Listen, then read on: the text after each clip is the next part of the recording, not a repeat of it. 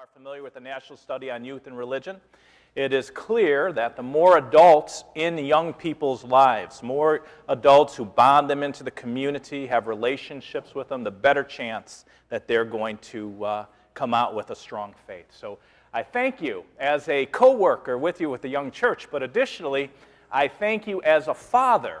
I have 6 kids, and there they all are. We did that in 8 years. That's my biggest accomplishment in life. So we got 6 kids in 8 years, and we had 16 years of 16 consecutive years of having teenagers in the house. There was one year, we got past that. There was one year where I had 5 teens in the house. And I'd be in a place like this, and I would say, I have 6 kids, 5 who are teens, let us pray. For my wife. For my wife, because she's with them right now. So I got to tell you, as a father, why I'm grateful. You know, as someone who worked in youth ministry for really all of my adult life, right out of college, I worked in a parish for 10 years, loved young people, I felt I had a charism with young people. So I thought, you know, when my own kids got older, you know, that'd be no big deal. Honestly, I don't know if I thought they'd ever get older. Somehow I thought Jesus was going to come back before and spare me of the experience. But I ended up having, you know, all these teenagers. And so my son Michael, I've got twins up there, Michael and Sarah twins. And so he's entering his freshman year. And he wants to go to our youth ministry in our parish. And I'm pretty excited about the fact that he wants to go. And so I drop him off at his, you know, the first event. And he comes back out. And he gets in the car, and he says, Dad, I met Jill. I thought, oh, no. I was like, Jill. And then he says, Jill knows you, Dad. She thinks you're awesome. I thought, whoa. Now I'm grateful I sent him. And he says, I met Tim. Tim, he says you're incredible, Dad. And I'm feeling really good at this point. And he turns over to me, he looks at me, he goes, Dad, I just don't see it.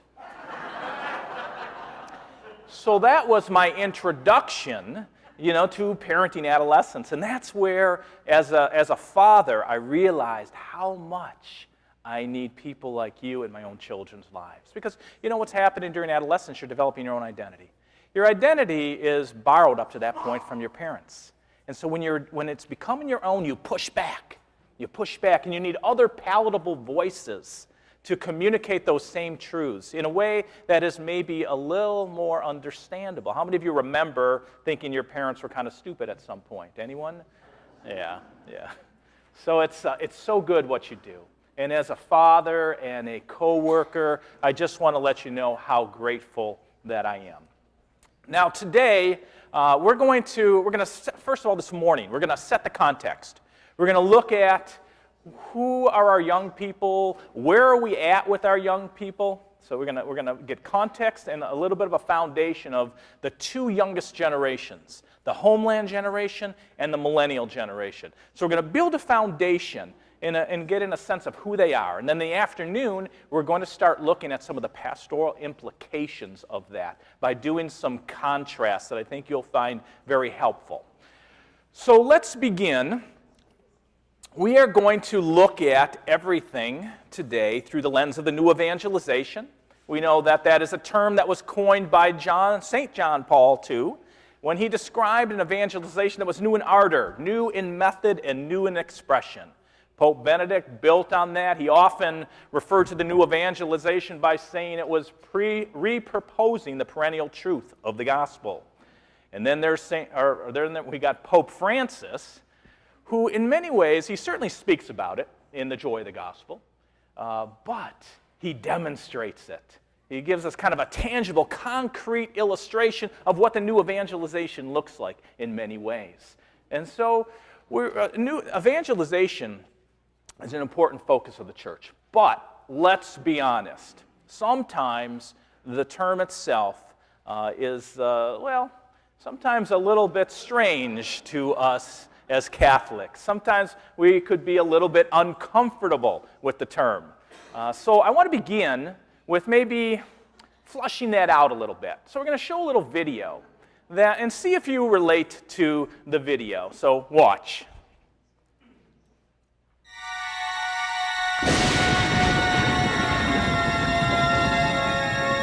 youth.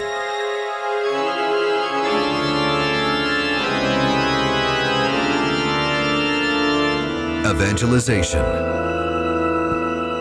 For the average adult Catholic, they are the two most feared words in the English vocabulary.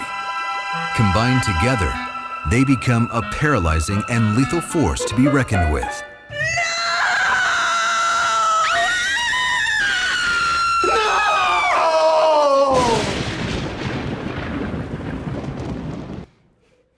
Okay.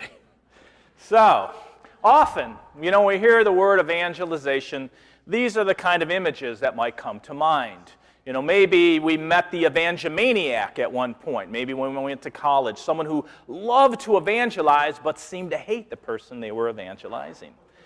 When we asked them, well, what is the good news? They said, the good news is you're damn doomed and you're going to hell. That's the good news, my friend.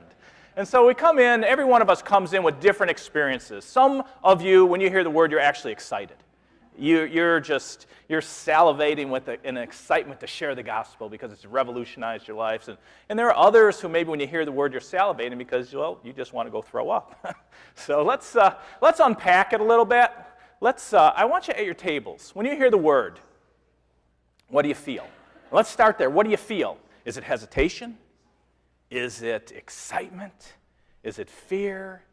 Is it, I never heard that word before. Whatever it is, I want you to kind of go first to the emotion. And then maybe what is the experience behind the emotion? Was there something that happened in your life that either generates excitement or generates hesitation? So I'm going to give you a few minutes at your table, unpack it with each other. If you don't know each other, first introduce yourselves so that you're first comfortable. And I'm going to only give you just a few minutes, so get to it quickly. So how do you feel about it and why? I want to get a sense of what's going on, how you feel about the word, a little bit of a sampling here. How many of you, when you hear the word evangelization, you get excited? Excited. Okay. All right, you should be like this. All right. Excited. How many of you are hesitant? There's a hesitancy. Okay, your hands are like this, nice and hesitant. Good. All right. How many of you, it's downright scary? Downright scary. There's a few of you there. Okay, let's do a little sampling. For those of you who are excited about it, can I see those hands again? Excited? Okay. All right. Could I get a little, why are you excited about evangelization? Is there someone who'd be willing to share their excitement with the rest of us? Okay. All right, we're not all that excited, are we? All right, we got a taker back here. All right, you're excited about evangelization. Tell us why. Yo sí me emociono porque yo sé que esa palabra me ayuda. Oh, perdón.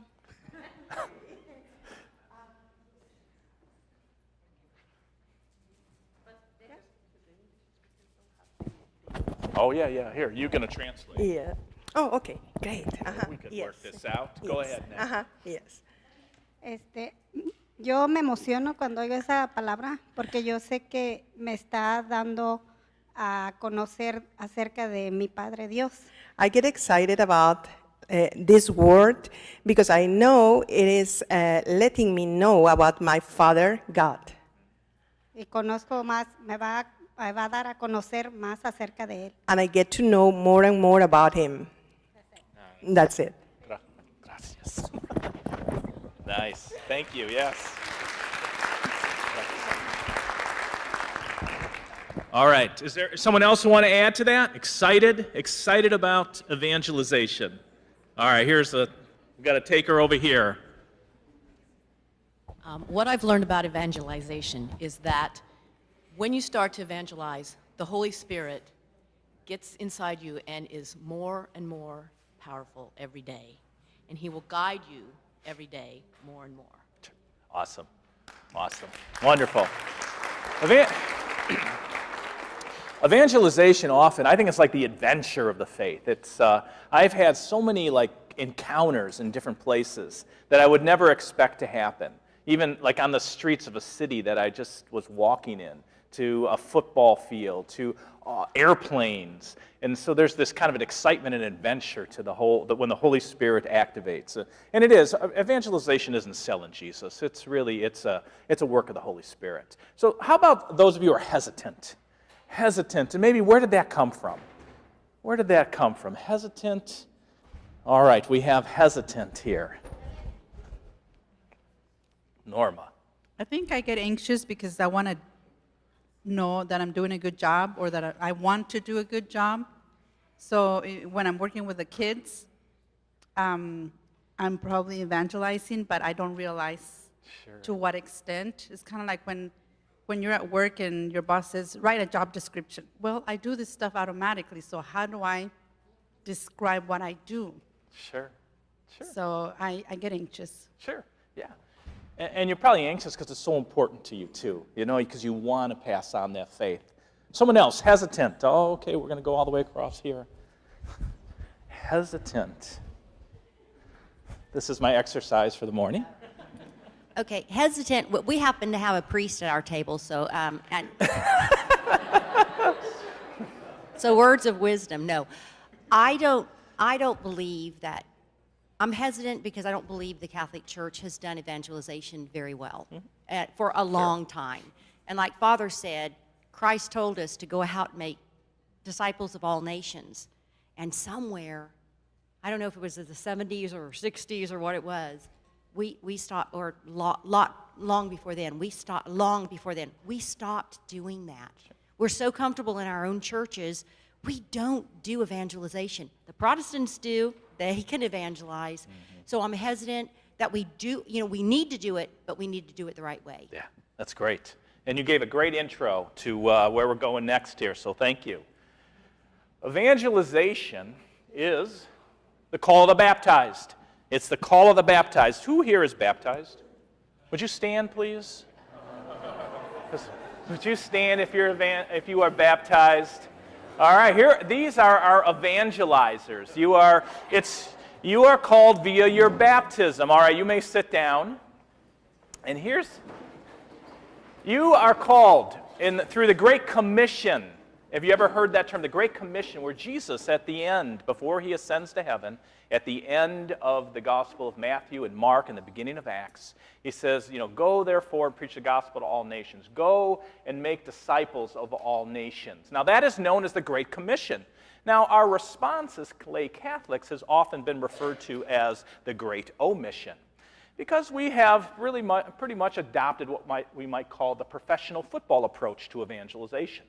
And that's where you have 22 men on the field who are weary, exhausted, and desperate need of rest, who are being cheered on by 80,000 spectators who are in desperate need of exercise.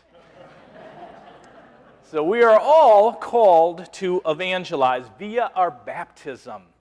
Secondly, Paul VI made it clear that evangelization, it's our primary mission. It's why the church exists. And so it is what we do. As a catechist, we're evangelizers. Catechesis is a moment in the evangelization process. So we're all called to do this. It is the central mission of the church. And lastly, evangelization is as Catholic as Eucharist. It is as Catholic as Eucharist.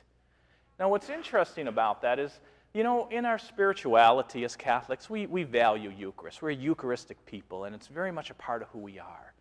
Now, as was mentioned, a lot of Protestants seem to be the evangelizers because it's really seeped into their everyday spirituality. And that is something that has to happen with us. It has to be a part of how we live out our faith, because it is the essential mission of the faith.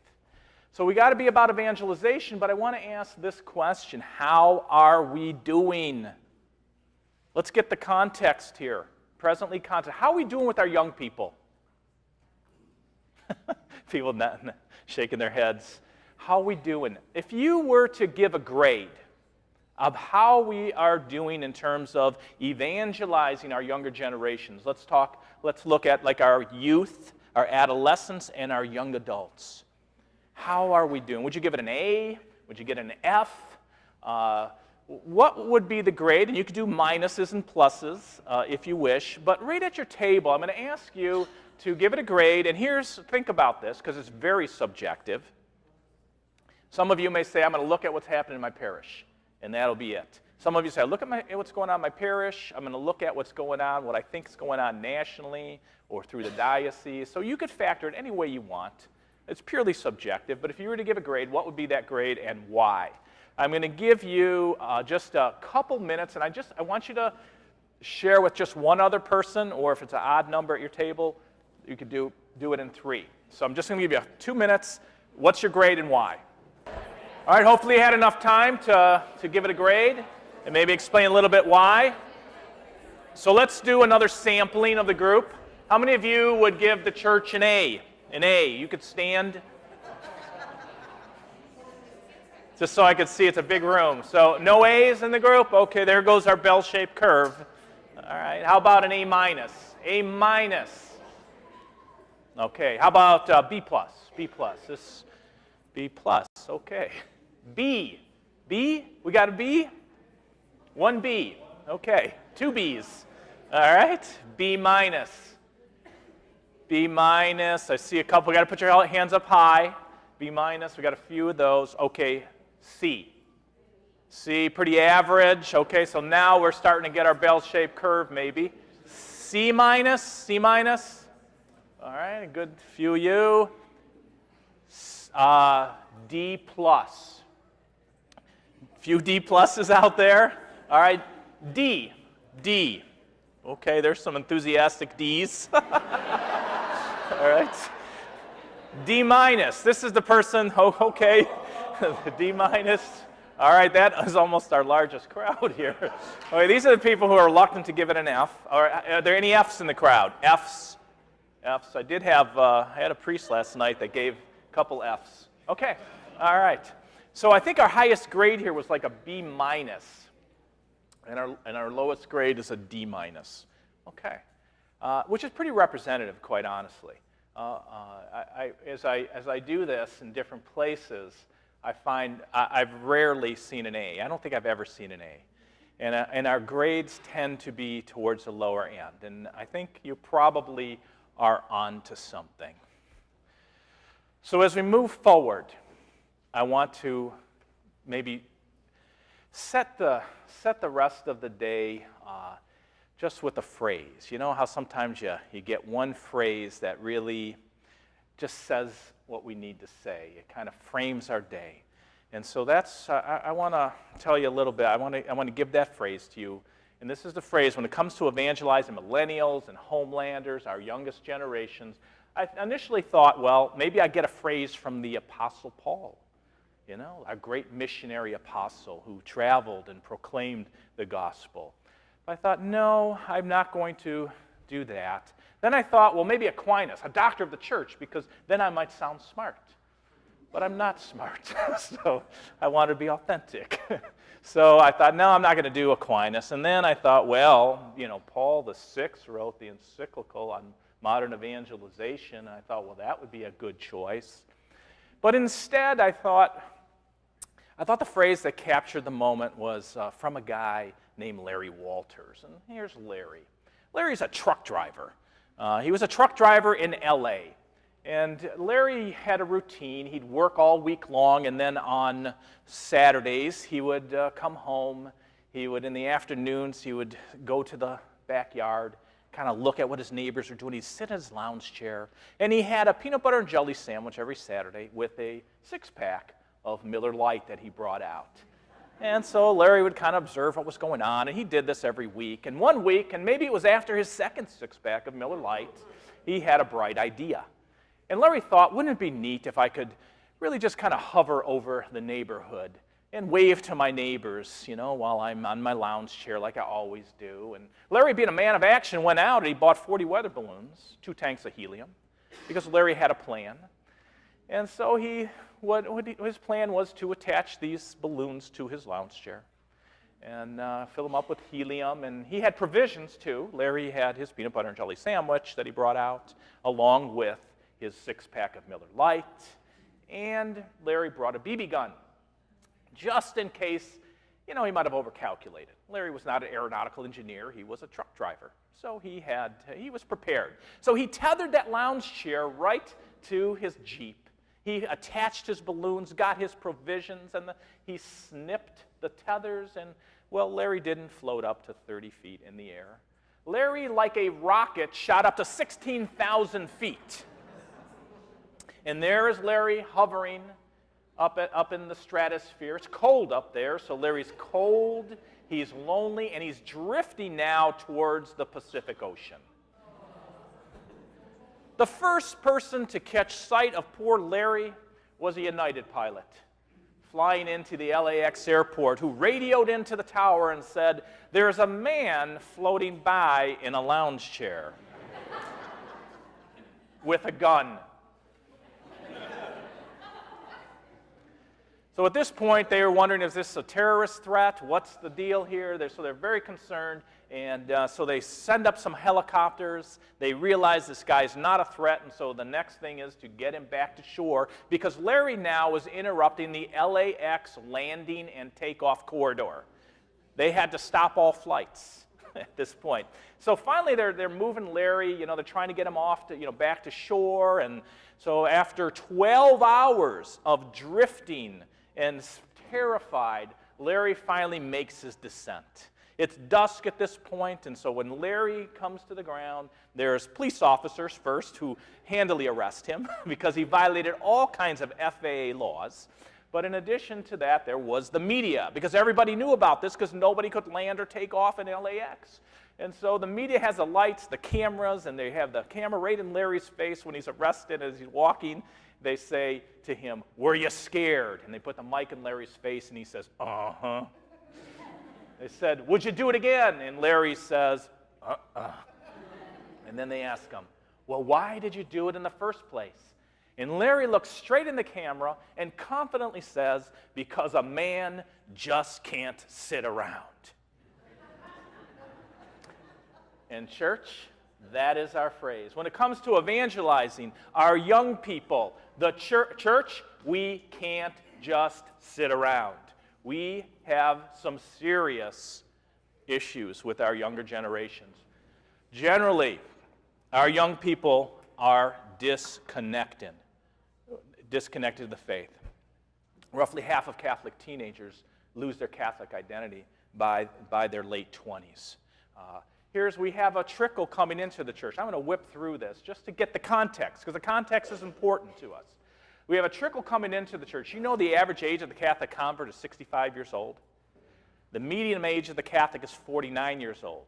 Now that jumped 4 years from 2007. So we are getting older as a church because we're losing our younger generation. For every one who enters the church, 6 leave. That was 7 years ago. For every one who entered, 4 left. And now you're probably familiar that 10% of the U.S. population in 2007 was an ex-Catholic, but that number rose to 13, just about 13%. And what is particularly concerning to us is those who leave tend to do so in their early by the age of 24. So 70% leave by the age of 24. So it's happening, with young people primarily. And so what we have here is that trickle coming in and a hemorrhage going out. Now, Mass has steadily declined in attendance. In 1945, 75% of adult Catholics attended Mass weekly. That number nationally, and I think you're probably doing a little better than this, but I think nationally that number's in the low 20s. CARA, which is a research organization, they say that monthly is the new weekly with Catholics today.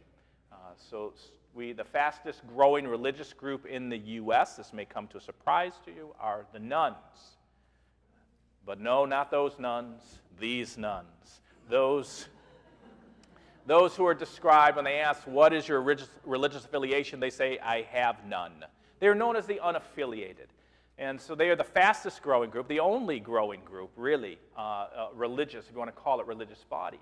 About 23% of the population, but when you look at 18 to 25-year-olds, and that number, the number is wrong there. It says 19 to 25, but 18 to 24-year-olds, it is a full 36%. So we have a real crisis. Imagine McDonald's having these kind of stats. Do you think they'd put up with that? They wouldn't. They'd be shaken. They'd be a new CEO. They'd shake up the board. They'd shake up the menu. They would not put up with these kind of statistics, and they are selling hamburgers while we are proclaiming the greatest news known to mankind. This is a crisis, and we got to ask why. What is going on with our younger generations? What is going on? So I'm going to give you a couple minutes at your tables. Why are we experiencing these kind of declines, especially and acutely with our younger generations? What's your thoughts? So go ahead. I'm just going to give you a couple minutes to talk that over, and then we're going to start delving in. So go to it. Wrap it up. I know that's not enough time to fully process that question, but that's what our day is for today. We'll continue to look at why. And we kind of started out kind of a good movie. We got a conflict here. We got a conflict that hopefully in the process of the day will help unravel and take a look at some of the implications of this. But I have a moment maybe for one or two of you to talk about why. What do you think why? So our first hand I see. Why is it we're experiencing this, Jared? Hi. As a youth of the parish, as a young adult of the parish, I feel like a lot of our, this is going to sound bad because you guys are older than me. I feel like a lot of our faith is run by an older generation. I know our parish council, our committees are all run by people in their 60s and 50s. And you try to go out there and I want to help lead, and your thoughts, your generation, you always want to do this, you want to go out, you want to do this, we don't want to do that. And I feel like, well, but the people you want in the parish are in their 20s and 30s, and you don't want to hear their ideas. And I feel like every time I try to go out there and I want to be on this committee, I want to do this, it's always, no, you're too young and your ideas don't matter. And I feel like my generation matters. We have CYO for the teens.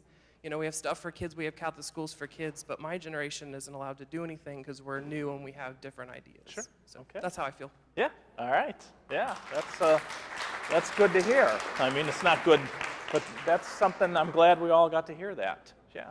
All right, so one other person. All right, right here. Hold on.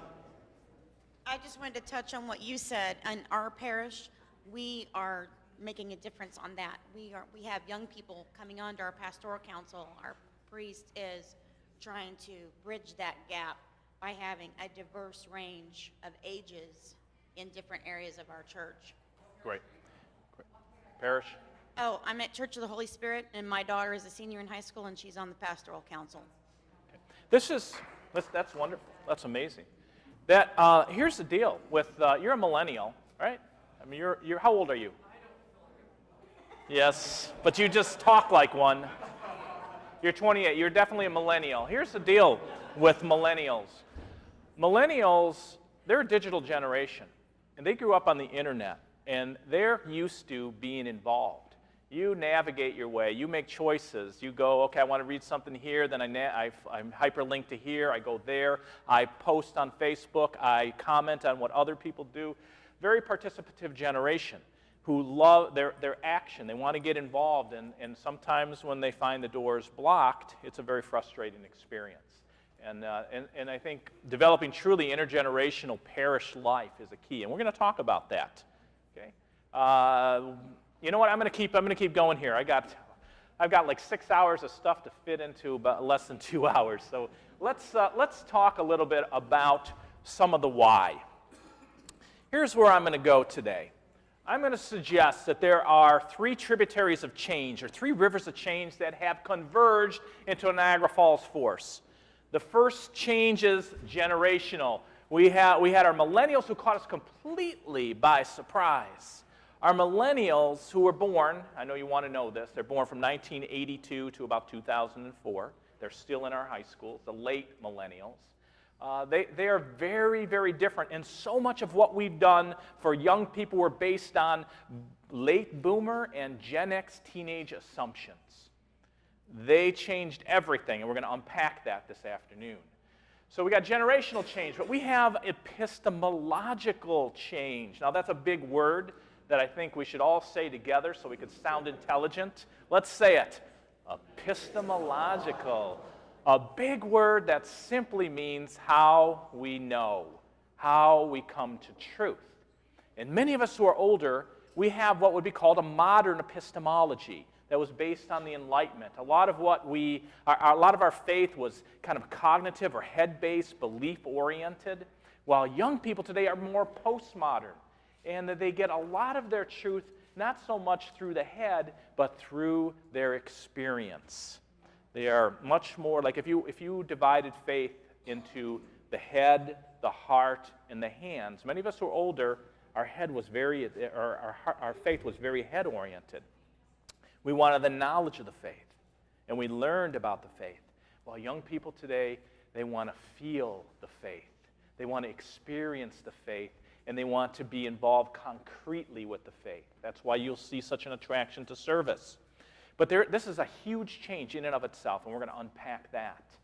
But thirdly, and I got to this just a little bit as we were describing Jared's situation, there is a change in communications. Many of us grew up on television. Even some of us who are older, we're print era. Well, the way you grow up, the dominant medium affects us in many ways. Marshall McLuhan said the medium is the message. And what he meant by that was when mediums are invented, they reinvent us. We learn in completely different ways. Those who learned by print were they are attracted to lecture and book oriented. Those who grew up on broadcast, that's when the megachurch grew. The megachurch was basically sitting in a seat, sometimes theater style, and watching an expert-produced service where you had a preacher who was absolutely dynamic, an expert communicator. You had musicians that could be playing in Nashville, and you had sometimes drama where you could have actors that could have been in Hollywood. And you took it all in, just like television. And it was called often evangelitainment. But it reached out to Gen X who grew up on television. Well, millennials are very different. They want to be involved. They're a digital generation. They want to be involved. They want to interact with things. They do not put up with long periods of speaking. That's why I'm breaking it up for our millennials in the crowd, so you got some time. They don't like that. So highly participative, they like to hear from everybody. Everyone has something to add. And often our catechetical approaches do not reflect what is the dominant medium that they've been influenced by. And so those are three changes that we're going to be discussing and some of the implications. And what does that look like when we start to adapt to this? So let's do a little introduction to our American generations. Okay, so if you look up here, sometimes you'll see different names and maybe some different dates associated with those names. But how many boomers are in the crowd born 43 to 60? Would you put your hands up real high? Good boomers, good. I'm glad you're here. How many Gen Xers? Gen Xers, good number of you. How many millennials? Look at all you millennials. That's a good sign, actually. That's great. And then the Homelanders are right underneath them. That's a generation that we're going to talk a little bit about so we could anticipate them. So what's different? What do you see different about our young people today? What do you see that maybe is different from when you were a teen? Real quick. Real quick. Somebody, a couple of you, what do you see different? What comes right to the top of your head? All right, what's that? Smartphones. Okay, they have smartphones. They're very much attached to their smartphones. Very quick-witted. I mean, they know exactly how to say it and when to say it at a very young age. Okay, quick-witted. Quick-witted. Someone else. Someone else. What's different? What do you notice different? I hear some things here. Someone want to share? Worldwide, more knowledge about the world. Sure. They're a global generation, aren't they? They're more mobile. They're mobile. They're mobile. Absolutely. Okay. All right. Sometimes I hear people I hear often people will say, they're always attached to their phones, and so some researchers they've abandoned the word teenager and they're calling them screenagers now. We have also bilingual. Bilingual, yes, we do. Reluctant to commitment. Okay, reluctant to commitment. Yeah, many of them have maybe experienced a lack of broken commitments and made them reluctant, because the average age of marriage with the millennials, female 28, male 29, and I think for many of them it's like, well, I want to make sure this thing is going to work before I get into it because I've experienced some of the brokenness. The way people dress now. The way they dress. Yeah. Okay. I think that's probably consistent with a lot of young people dressing a little bit different. But yeah, there's some dress there that could be a little interesting, to say the least. So let's throw put this up on the screen. Our civilization is doomed if the unheard of actions of our younger generations are allowed to continue. Who said it? Who wrote it? Said it or wrote it? What do you think? Shout it out. Socrates. No, it wasn't Socrates, but he said something similar. What? Who? Can't hear you. Thomas Jefferson. Good guess, but no. It wasn't Thomas Jefferson. Anyone else want to try? Ben Franklin? No, I had one, while I was sitting here, I put this up on the screen. I had one young youth minister. He looked at that, he says, that's what my pastor said after our last youth lock-in. But then I had Russ. Russ read that, and I was watching his eyes as he was reading it, and he got to the bottom, and he shook his head, and I said, what do you think it was, Russ? He says, well, that's got to be the first hieroglyphics known to mankind, huh? I had someone else recently said, didn't Adam say that to Eve? Here's the deal. It was found etched on a tablet 2,000 years before Christ at about the time of Abraham. Yeah. So if we're saying things like this, congratulations, you have successfully transitioned into adulthood. Yeah. The fact is, our younger generations are actually quite well behaved. They're really a good group, and we'll take a look at that. So let's start with the Homeland generation. Homeland at this point are born at 2005. That may fluctuate.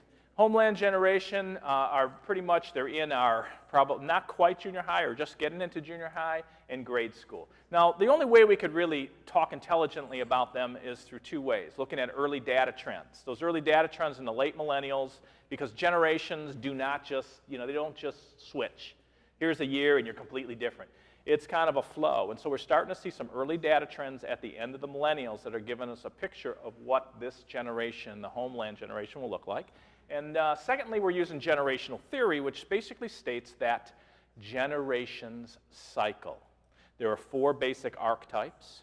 Millennials, if you recall, you were called the next great generation.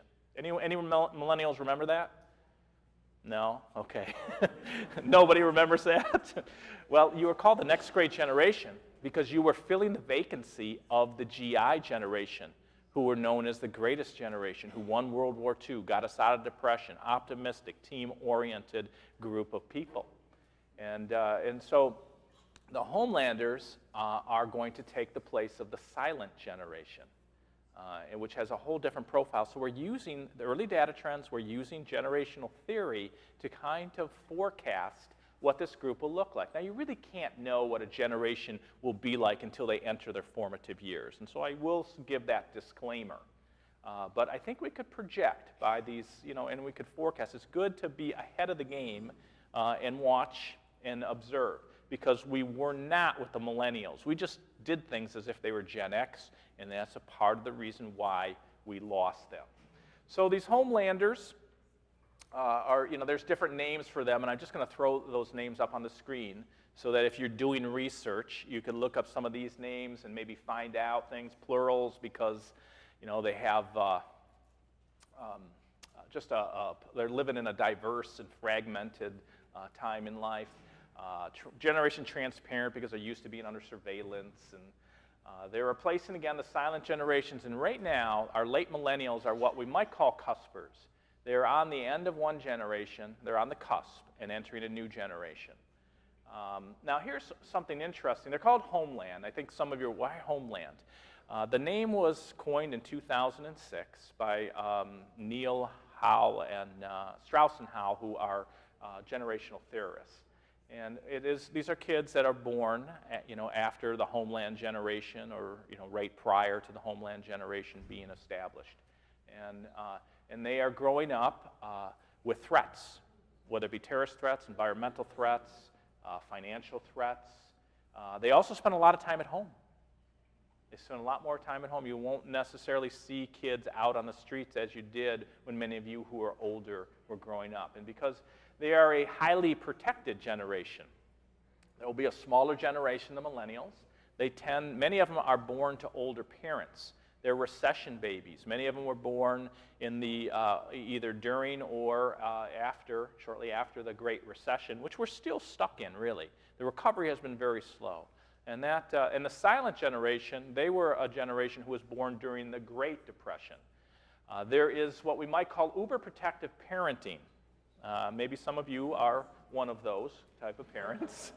But what's interesting about Gen X is that Gen X, they're the ones who kind of created extreme sports. They do crazy stuff, but then they tend to bubble wrap their own kids, which is a real paradox there. But Gen X, in many ways, they are reacting to their own childhood. If you remember, Gen X was called the what? You remember what Gen X was called when they were growing up? The latchkey kids. The highest spike of divorce occurred during their childhood. And many of them came home to empty houses, and they were unsupervised. And many of them felt like they kind of raised themselves, which helped, that they're very they're determined. There's a lot of neat things about Gen X as a result of that. But they're, as a generation, they tend to have a reaction, like the way I was raised is a blueprint on how not to raise my kid. I know that when I had a lot of space and I was unsupervised, I got into trouble. And I don't want that to happen to my own children. So there's kind of a hypervigilance, a highly organized life going from one activity to another. And then there's different styles of parenting. Now, many of you have heard the helicopter parent style. Now, the helicopter parent style, really, it began with the millennials, boomers who had millennial children. And basically the whole idea was you're hovering over your kid's life. And, if there's some things that happen, you could kind of swoop in, but you were just kind of hovering and watching. And that was made possible through the cell phone in many ways. The cell phone is what some researchers call the longest umbilical cord. So we were able to, to keep kind of track of our kids. But that was early forms of parenting. Now, it moved into when Gen X started to have millennials, some of the older Gen Xers, they were called more of stealth fighter parents by Neil Howe.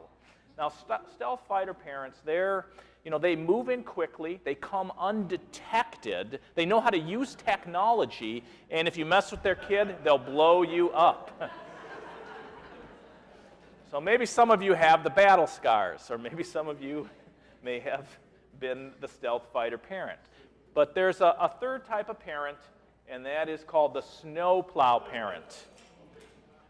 The snowplow parent is the parent who basically paves the road for their kid. They clear every obstacle out of the way for their child so they are unimpeded. So instead, what they're doing is they're preparing the road for their kid instead of preparing their kid for the road.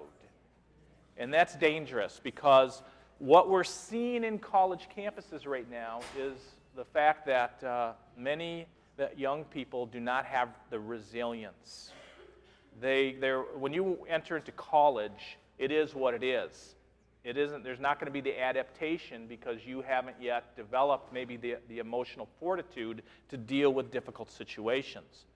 So what should be happening in adolescence is you want to learn how to navigate some of these roads, deal with an issue with your teacher, deal an issue with your coach, learn how to navigate those roads as opposed to maybe parents coming in and dealing it for them. And so what happens when you get into college, you know, it's like putting a 300-pound bar on or 300-pound weights on a bar. And if you haven't learned how to work the weights to get to that level, you are crushed underneath it. And so what we're finding is a lack of resiliency in many of our late millennials as a result of maybe the snowplow parent.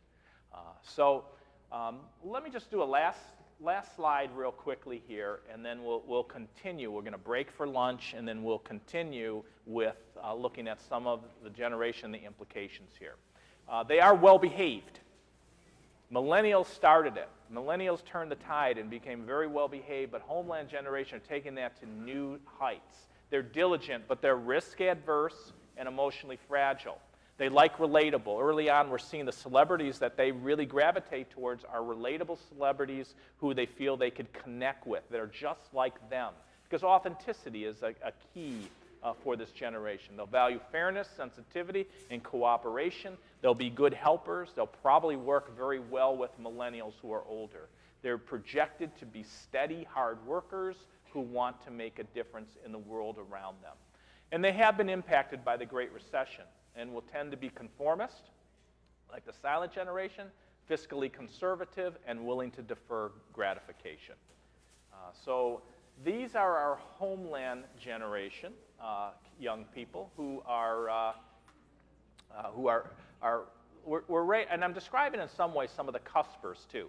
Now when we come back, we'll talk about millennials, and we're going to talk about, we'll do some contrasts, a lot of the pastoral implications through some contrasts that I think you'll find very insightful. So Joshua, come on up here and tell us what we need to do next.